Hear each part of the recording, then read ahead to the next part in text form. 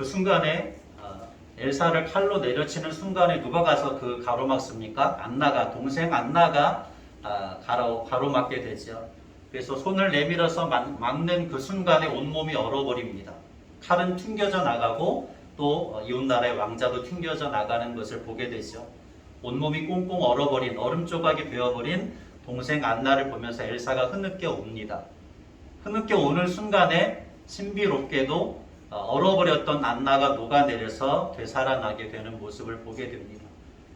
그러면서 여러분 번역을 할 수 있을까요? 대략적인 내용이 이런 겁니다. 영어로 나왔죠? 엘사가 안나에게 묻습니다. 왜 나를 위해서 희생했니? 왜 나를 위해서 칼을 향해서 뛰어들었니? 라고 묻는 거죠. 그때 안나가 하는 말이 이겁니다. I love you 라고 이야기하죠. 사랑하니까 그랬대요. 언니를 사랑하기 때문에 그랬다는 겁니다. 그 순간 엘사가 깨닫는 거죠. 아마 영화를 만든 연출자가 이런 생각과 의도를 가지고 했는지는 정확하게 모르겠습니다. 저는 그렇게 해석합니다. 엘사가 무엇을 깨닫느냐면 자기에게 있는 통제가 되지 않는 그 능력을 통제할 수 있는 힘이 바로 사랑이라는 것을 깨닫게 됩니다. 그래서 그 사랑의 힘으로 꽁꽁 얼어버렸던 겨울 왕국을 녹이게 되는 그런 장면이 마지막 엔딩 장면에서 보여지는 내용이라고 할 수 있습니다. 왜 이런 이야기를 하느냐면 이 고린도전서 13장에 나오는 사랑에 대한 이야기가 고린도 교회와 관련해서 사랑에 대한 이야기의 내용이 겨울 왕국이 얼어버렸던 엘사가 그 겨울이 오게 할 수 있는 능력을 통제할 수 없었던 그런 상황들과 아주 절묘하게 어울리고 있습니다.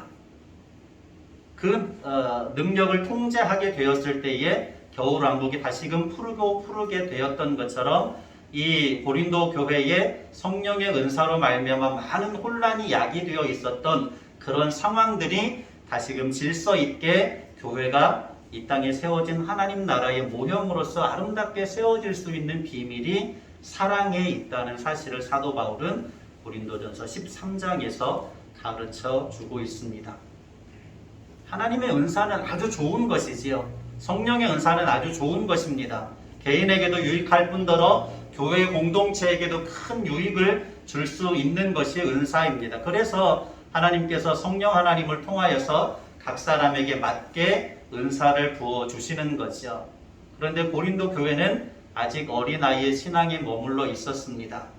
그래서 방언의 은사를 받은 사람들이 그 은사를 자랑하기 시작했고 다른 여러 가지 은사를 받은 사람들을 무시하는 일들이 생겨나지요. 오히려 교회 안에 많은 혼란이 야기되게 된 것입니다. 그러한 혼란을 겪고 있는 성령의 은사로 말미암아 교회가 더욱더 유익하게 되어야 하는 성령의 은사로 말미암아 혼란을 겪고 있는 고린도 교회에게 사도 바울이 너희에게 사랑이 없어서 그런 것이다. 아무리 좋은 은사라고 할지라도 사랑으로 그 은사가 활용될 때에 아름답게 열매를 맺을 수 있는 것이다 라고 하면서 사랑에 대해서 가르치는 말씀의 내용이 오늘 고린도전서 13장의 내용입니다.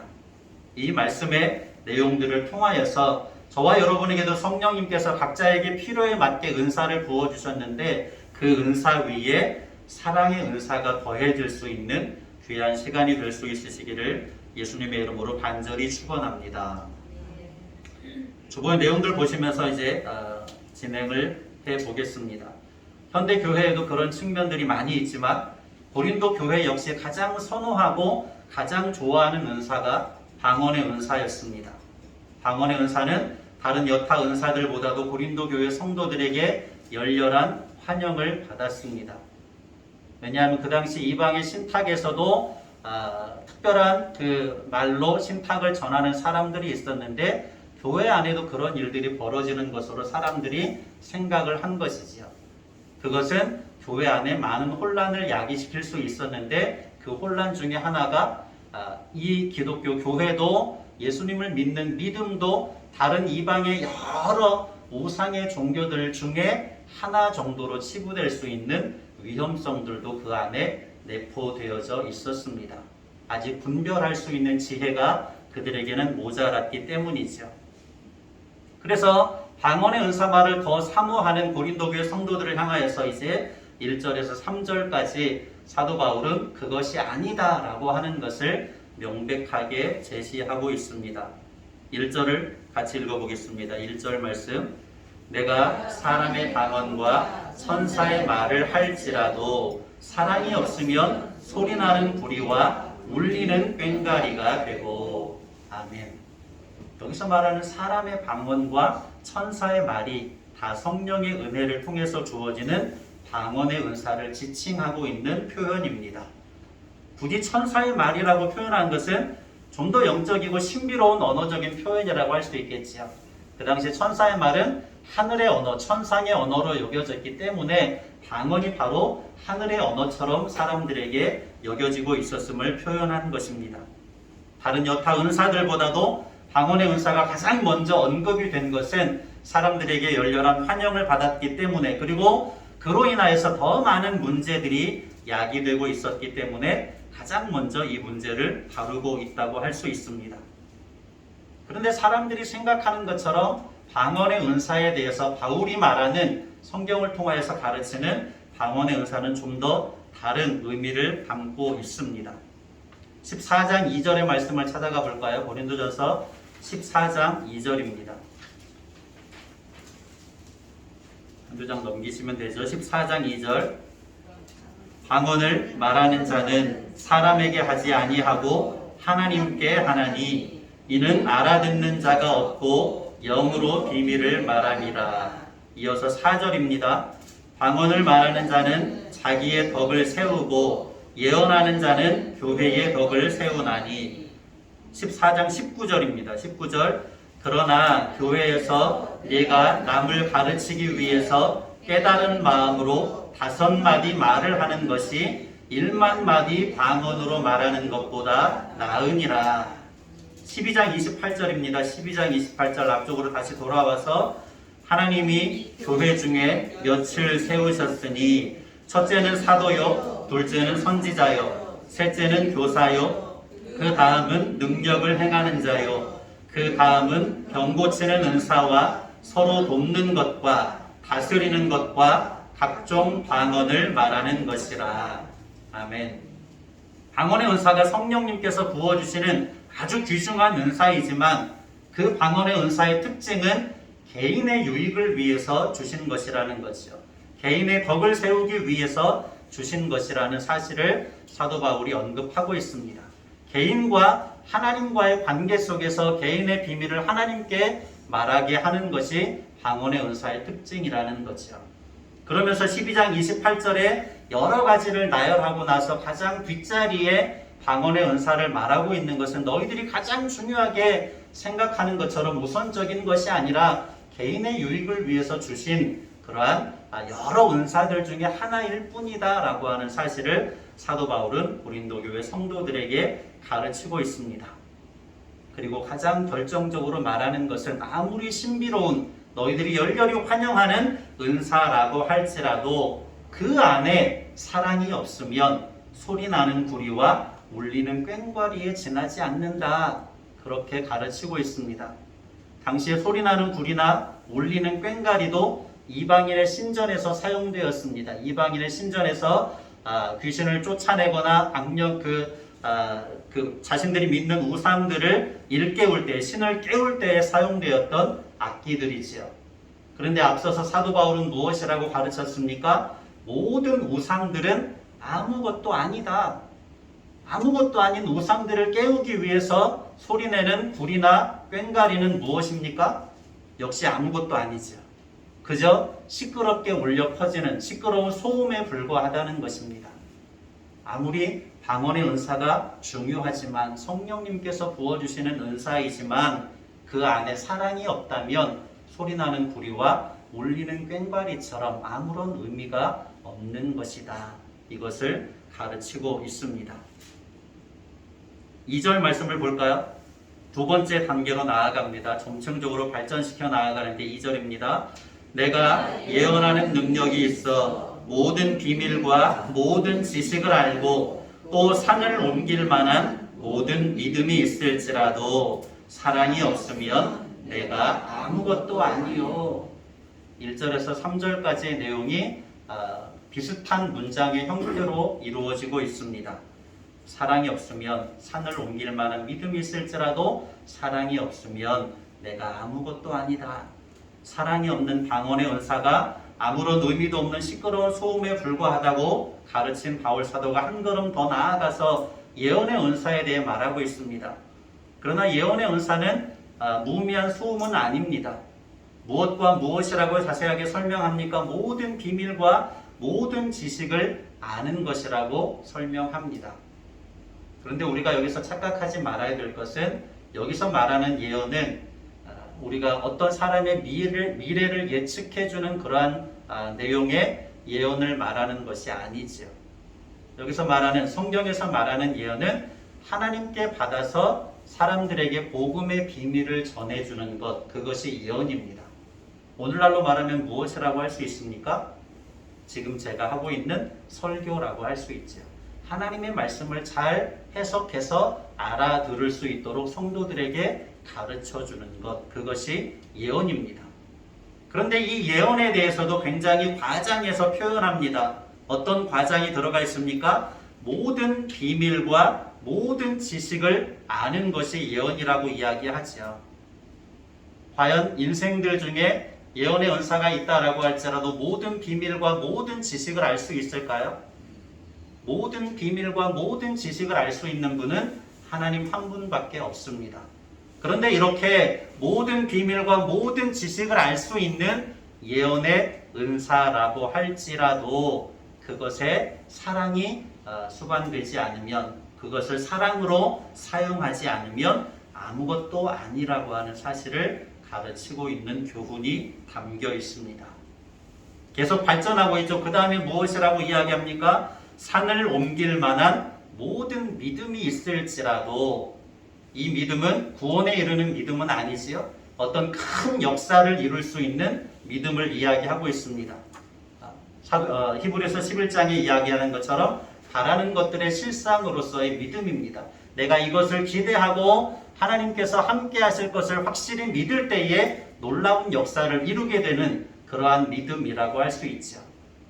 그 믿음, 산을 옮길 만한 믿음이니까 얼마나 강력한 믿음이라고 할 수 있습니까? 그런 강력한 믿음이 있을지라도, 굉장히 센 표현이라고 할 수 있죠. 그런 강력한 믿음의 은사가 있을지라도, 예언의 은사가 있을지라도 사랑이 없다면 아무것도 아니라고 표현하고 있습니다. 더 강한 표현이 3절에 나오게 됩니다. 3절을 읽을까요? 내가 내게 있는 모든 것으로 구제하고 또 내 몸을 불사르게 내줄지라도 사랑이 없으면 내게 아무 유익이 없느니라. 다시 한번 읽어볼까요? 1절보다 2절이 더 강한 표현이고 2절보다 3절이 더 강한 표현입니다. 3절 시작. 내가 내게 있는 모든 것으로 구제하고 또 내 몸을 불사르게 내줄지라도 사랑이 없으면 내게 아무 유익이 없느니라. 아멘. 초대교회 당시에는 연약한 자들에게 구제를 베푸는 것이 굉장히 중요한 사랑의 실천 덕목이었습니다. 우리가 알고 있듯이 마태복음 7장 12절에 황금률이 있지요. 남에게 대접을 받고자 하는 대로 너희가 먼저 남을 대접하라. 이것이 율법이요 선지자라 라고 가르쳤습니다. 마태복음 6장 2절에도 구제하려고 하면 오른손이 하는 것을 왼손이 모르게 하여라 라고 예수님께서 가르칩니다. 오순절 마가의 다락방에 성령님이 임하시게 되어서 예루살렘 교회가 세워지지요. 그 예루살렘 교회의 두드러진 특징 중에 하나가 내가 가지고 있는 많은 것들을 팔아서 가난한 자들에게 나누어 주었다라고 하는 것입니다. 그만큼 초대교회에서 사랑을 실천할 수 있는 가장 구체적인 덕목이 연약한 자들을 구제하는 행위들이었습니다. 너무나도 귀하고 중요한 일들이라고 할 수 있는 거죠. 그런데 어떻게 이야기합니까? 그렇게 사랑의 실천이라고 할 수 있는 구제의 덕목을 실행한다라고 할지라도 그 안에 사랑이 담겨져 있지 않으면 아무런 유익이 없다는 것이지요. 그 다음에 마지막으로 가장 센 표현이 나옵니다. 최상급의 표현이라고 할 수 있죠. 어떤 표현이 나옵니까? 내 몸을 불사르게 내줄지라도 라고 이야기하죠.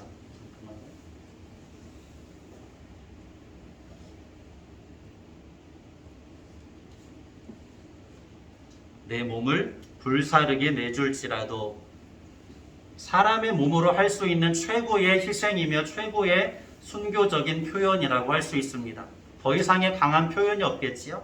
가장 강력한 표현이라고 할 수 있습니다.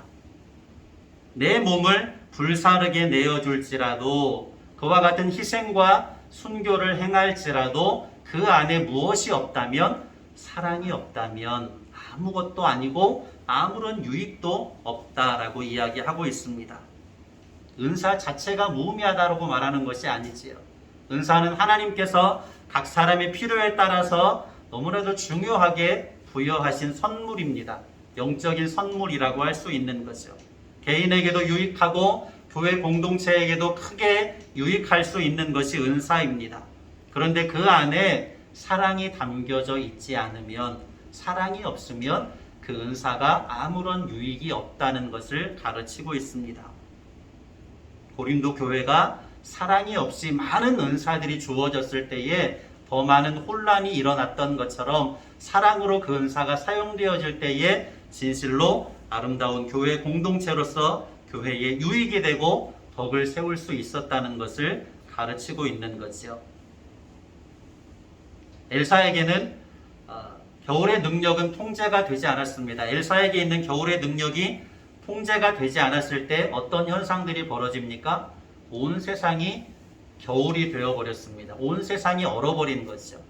엘사가 손으로 만지는 것들이 다 얼어버리고 말았습니다. 그 능력을 통제할 수 없으니 왕국을 떠나서 도망치게 되는 거죠.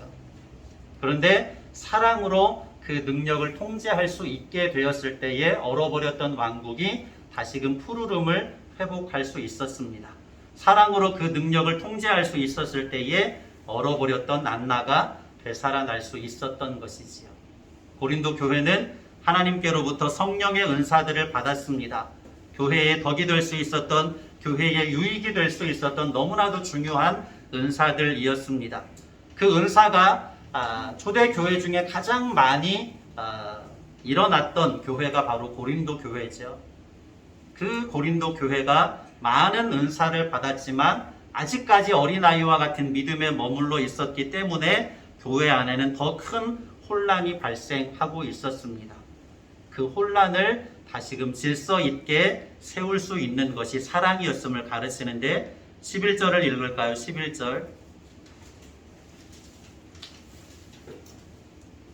고린도 교회가 하나님께서 성령의 은사를 부어주셨음에도 불구하고 더 많은 혼란에 빠질 수밖에 없었던 이유를 11절에서 설명을 해줍니다. 11절 시작. 내가 어렸을 때에는 말하는 것이 어린아이와 같고 깨닫는 것이 어린아이와 같고 생각하는 것이 어린아이와 같다가 장성한 사람이 되어서는 어린아이의 일을 버렸노라. 아멘. 이 말씀의 의미는 무엇입니까? 고린도 교회가 장성한 사람이 되었다는 것입니까? 아니면 아직까지도 어린아이의 신앙에 머물러 있다는 것입니까? 아직까지도 어린아이의 신앙에 머물러 있어서 많은 혼란을 겪고 있었다라고 하는 것이지요. 그 안에 사랑의 은사가 더해지는 것이 어린아이의 일을 버리고 장성한 분량의 장성한 믿음의 사람으로 성숙되는 것임을 사도 바울은 가르치고 있습니다. 장성한 사람이 되기 위해서는 어린아이의 일을 버려야 하는 거지요. 8절을 읽을까요? 8절 말씀. 사랑은 언제까지나 떨어지지 아니하되 예언도 패하고 방언도 그치고 지식도 패하리라. 아멘. 무슨 말씀입니까? 예언도 때가 되면 패하여지게 될 것입니다. 이때는 예수님이 다시 오시는 마지막 때를 이야기하겠지요. 예언도 패하여질 것입니다. 하나님의 나라에서 복음을 전할 필요가 없지요. 방언도 그치게 될 것입니다. 하나님과 교제할 수 있으니 따로 방언이 필요가 없습니다. 지식도 패하여질 것입니다. 모든 것을 아시는 하나님께서 완전히 보여주시는 때가 임하기 때문입니다. 그런데 무엇은? 사랑은 언제까지나 영원하다라고 하는 거죠. 예언도 패하고 방언도 그치고 지식도 패할 것이지만 사랑은 영원할 것이다. 또 두 가지가 더 있죠. 영원한 것, 믿음과 소망도 영원할 것입니다. 그런데 영원한 것, 믿음과 소망과 사랑이 다 영원한 것인데 그 중에서도 제일은 무엇이라고요? 사랑이라고 하는 사실을 가르치고 있습니다. 기독교 신앙의 근본을 단 한 단어로 표현하라면 사랑이라고 표현할 수 있지요. 누구도 부정할 수 없는 내용이라고 할 수 있습니다. 요한일서 4장 8절에서 10절까지를 같이 보겠습니다. 신약성경 392쪽.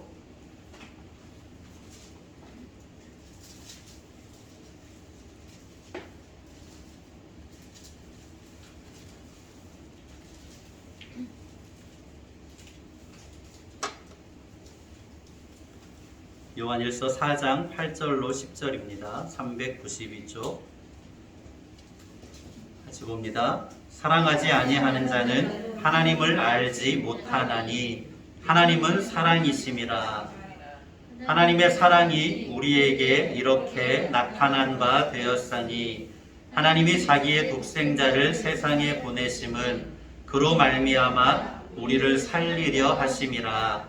사랑은 여기 있으니 우리가 하나님을 사랑한 것이 아니요 하나님이 우리를 사랑하사 우리 죄를 속하기 위하여 화목제물로 그 아들을 보내셨음이라. 아멘. 최고의 사랑이지요. 사랑의 본질을 가르쳐주는 말씀입니다. 이어서 16절도 볼까요? 요한일서 4장 16절입니다. 하나님이 우리를 사랑하시는 사랑을 우리가 알고 믿었노니 하나님은 사랑이시라. 사랑 안에 거하는 자는 하나님 안에 거하고 하나님도 그의 안에 거하시느니라. 아멘. 하나님은 사랑이시기 때문에 사랑의 삶을 사는 자는 하나님 안에 거하는 것이고 하나님도 그의 안에 거하심으로 함께 동행해 주실 것이라는 약속의 말씀이지요. 로마서 5장 8절 말씀 너무나도 중요하지요. 우리가 아직 죄인 되었을 때에 그리스도께서 우리를 위하여 죽으심으로 우리에 대한 하나님의 사랑을 어떻게 하셨어요? 확증하셨습니다. 우리를 향한 하나님의 사랑을 보여주신 것이지요. 확실하게 증명해 보여주셨습니다. 무엇을 행하심으로? 우리가 아직까지 죄인 되었을 때에 우리를 위해서 예수님께서 십자가에 죽으심으로 하나님께서 우리를 사랑하신다는 것을 명백하게 보여주신 것이지요. 우리가 너무나도 잘 아는 요한복음 3장 16절의 말씀 무엇을 이야기합니까? 하나님이 세상을 이처럼 사랑하사 독생자를 주셨으니 누구든지 그를 믿는 자마다 영생을 얻게 하려 하심이라 말씀합니다. 최고의 사랑이지요. 사랑의 본질이신, 사랑의 본체이신 하나님께서 예수 그리스도를 통하여서 그 사랑을 우리에게 나타내 보여주셨습니다. 아무리 좋은 은사라고 할지라도 사랑이 없으면 무의미한 시끄러운 소음에 불과하지요. 아무리 좋은 은사라고 할지라도 사랑이 없으면 아무것도 아닙니다. 아무런 가치가 없습니다. 또 아무리 좋은 은사라고 할지라도 고린도 교회가 그토록 열렬히 사모하고 사랑했던 방언의 은사라고 할지라도 그 안에 사랑이 없으면 아무런 유익이 없습니다. 여기서 말하는 사랑은 무엇일까요? 이 사랑에 대한 구체적인 내용이 4절부터 쭉 나오게 되지만 성경학자는 이 13장에 말하는 사랑을 이렇게 표현했습니다. 하나님의 사랑을 모방한 사랑이라고 이렇게 표현을 했습니다. 하나님의 사랑을 모방한 사랑. 성령님의 은사는 하나님의 사랑을 모방한 사랑 안에서 교회 안에서 사용되어질 때에 교회의 덕을 세우고 모두에게 유익이 될 수 있음을 가르치는 거죠. 사랑이 없는 성령의 은사는 무엇과 같을까요? 가장 적절한 표현을 찾아보았더니 우리가 잘 아는 표현 중에 오아시스가 없는 사막과 같은 것이 아닐까 생각을 하게 됩니다. 오아시스는 사막의 필수 조건이지요. 사막에서 생존할 수 있는 유일한 길이 사막에 있는 오아시스입니다. 성령의 은사가 너무나도 좋은 것이지만 그 은사가 사랑이 없다고 하면 오히려 교회를 혼란시키게 하는 그러한 요소가 될 수 있었습니다. 바로 교회 안에 오아시스와 같은 것이 사랑이다라고 하는 것을 오늘 말씀은 사도 바울을 통해서 우리에게 가르쳐 주고 있습니다. 사랑이 없는 은사는 아무리 좋은 것이라고 할지라도 메마르고 황폐할 수 있음을 가르치는 것이지요. 교회 공동체가 믿음 안에서 만난 형제와 자매이지만 우리 안에 사랑이 없다라고 하면 메마르고 황폐할 수 있습니다. 삐걱될 수밖에 없는 거죠. 저와 여러분 안에 더욱더 큰 사랑으로 충만하시기를 간절한 마음으로 축복합니다. 우리 목양교회 공동체 안에 하나님의 사랑을 모방한 사랑으로 충만하시고 저와 여러분의 개인의 심령들마다 하나님을 사랑하는 그 모방한 사랑으로 충만하셔서 그 사랑이 메말라가는 오늘의 사회 속에서 오아시스가 되게 할 수 있는, 세상을 푸르게 할 수 있는, 우리 목양교회를 푸르게 하고 더 나아가서 한국교회를 푸르게 할 수 있는 아름다운 역사를 이루시기를 예수님의 이름으로 간절히 축원합니다. 고마우신 아버지 하나님, 고린도 교회에 많은 은사가 주어졌지만 그 은사가 오히려 교회를 혼란스럽게 하는 이유가 되었습니다. 그 안에 사랑이 없었기 때문입니다. 아직까지도 어린아이의 신앙에 머물러 있었기 때문입니다. 장성한 사람이 되기 위하여서는 어린아이의 일을 버려야 할 것을 가르칩니다. 혹여라도 우리의 신앙의 삶 속에 어린아이와 같은 습성들이 남아있지는 않은지요. 끊어낼 수 있게 하여 주시옵소서. 우리에게 주어진 은사 위에 사랑을 더하여서 나 개인의 신앙의 삶에 더 큰 유익을 얻을 수 있게 하시고 우리 목양교회 공동체 안에도 더 큰 유익을 얻고 덕을 세울 수 있는 아름다운 역사를 이루어 나아가는 우리 목양교회 공동체가 되게 하여 주시옵소서. 간절한 마음으로 축복하며 예수님의 이름으로 기도드립니다. 아멘.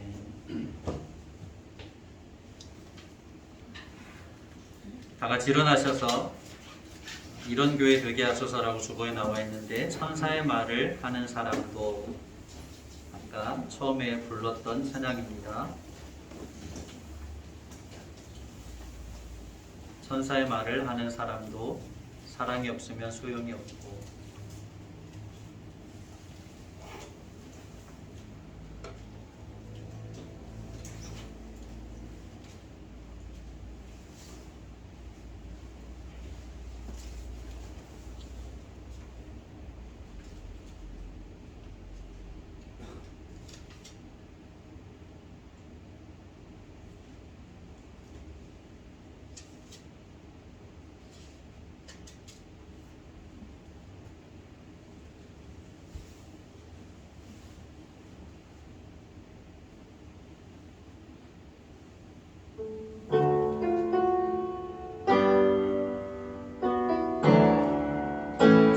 생각하시면서 찬송합니다. 천사의 말을 하는 사람도 사랑 없으면 소용이 없고 심오한 진리 깨달은 자도 울리는 징과 같네. 하나님 말씀 전한다 해도 무슨 소용 있나.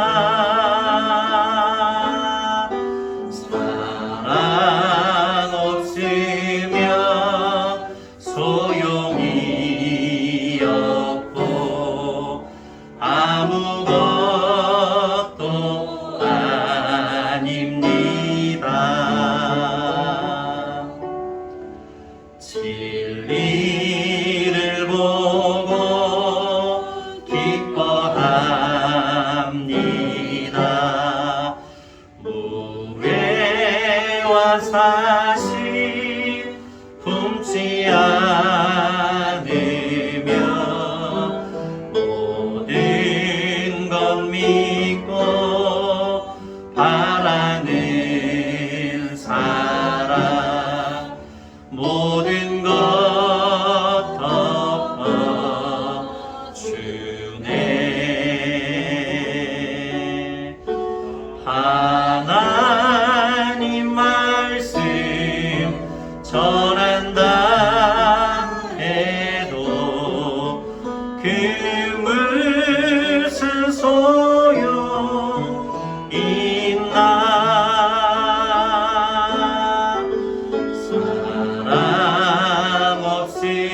없으면 소용이 없고 아무것도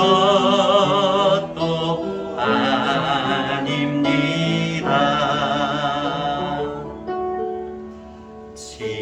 지금은 힘이 하게 보이나 그때는 주를 만나게 되리. 하나님 나를 알고 계시듯 우리도 주를 알리.